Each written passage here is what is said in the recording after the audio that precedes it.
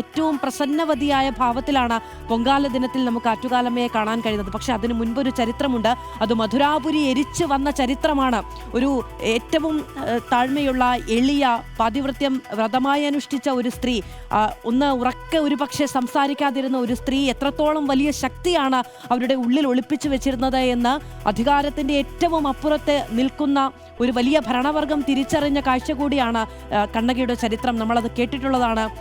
അങ്ങനെ ആ ചിലപ്പതികാരത്തിൻ്റെ ശീലുകളുടെ ചരിത്രം കൂടി നമ്മളെ തേടിയെത്തുന്ന ആ ഓർമ്മകൾ നമ്മളിൽ ഉണർത്തുന്ന ഒരു ദിനം കൂടിയാണ് ഇത്. അവിടെ നിന്ന് മധുരാപുരി എരിച്ചു വരുന്ന അമ്മയെ പൊങ്കാലയിട്ട് സ്വീകരിച്ച സ്ത്രീകളുടെ ചരിത്രം അത് ഓർത്തെടുത്തുകൊണ്ടാണ് ഇന്ന് അമ്മയ്ക്ക് മുന്നിലേക്ക് എത്തുന്ന ഭക്തർ പൊങ്കാല അർപ്പിക്കുന്നത്. അതിനുശേഷം വിളക്കുകെട്ടെടുത്ത് സന്തോഷവതിയാക്കിയാണ് ആറ്റുകാലമ്മ ആറ്റുകാലിലേക്ക് കുടിയിരിക്കുന്നത് കണ്ണകി ദേവി. അപ്പോൾ അത്രത്തോളം പ്രസന്നവതിയായി വലിയ കോപത്തോടു കൂടി ഒരു നഗരത്തെ ആകെ എരിച്ചു വന്ന ക്രോധവതിയായ ദേവീഭാവത്തെ സ്ത്രീകൾ അങ്ങനെ തന്നെ മക്കളായി നിന്ന് ഞങ്ങളെ കാക്കണമെന്ന് പറഞ്ഞുകൊണ്ട് പ്രാർത്ഥനാ നിർഭരമായി വിളക്കുകെട്ടെടുത്ത് പൊങ്കാല അർപ്പിച്ച് അങ്ങനെ സന്തോഷവതി ആക്കി മാറ്റിയ ചരിത്രമാണ്. അത്രമേൽ പ്രസന്നവതിയായാണ് ആറ്റുകാലിൽ അമ്മ കുടിയിരിക്കുന്നത്. ദ്രാവിഡ ചരിത്രമുള്ള ദേവീഭാവമാണ്.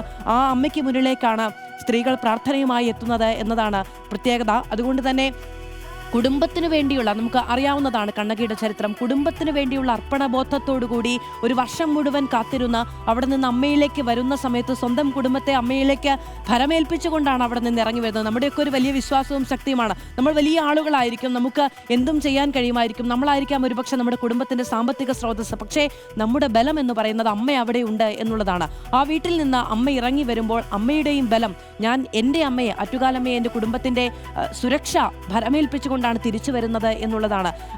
ഞാൻ ഒക്കെ റിപ്പോർട്ട് ചെയ്യാൻ പോകുമ്പോൾ സ്ത്രീകളോട് ചോദിച്ചിട്ടുണ്ട്, അങ്ങനെ ഇപ്പോൾ വീട്ടിലെ കാര്യങ്ങളൊക്കെ എങ്ങനെയാണ്, അവിടെ അമ്മയുണ്ട് കാക്കാൻ, ഞാൻ അമ്മയെ കാണാൻ വരുമ്പോൾ എന്ന് നമ്മളോട് പറയുന്ന എത്രയോ സ്ത്രീകളെ ഈ പോയ വർഷങ്ങളിൽ കണ്ടിട്ടുണ്ട്. അപ്പോൾ അങ്ങനെ വലിയ ഒരു സഹജമായ സ്നേഹത്തോടു കൂടി അമ്മയെ കാണാൻ എത്തുന്ന മക്കളെ ഹൃദയം തുറന്ന് അനുഗ്രഹാശിസ്സുകളോടെ സ്വീകരിക്കാൻ നിൽക്കുന്ന പ്രസന്നവതിയായ ആറ്റുകാലമ്മയാണ് നമുക്ക് ഇന്ന് കാണാൻ കഴിയുക ആറ്റുകാലിൽ.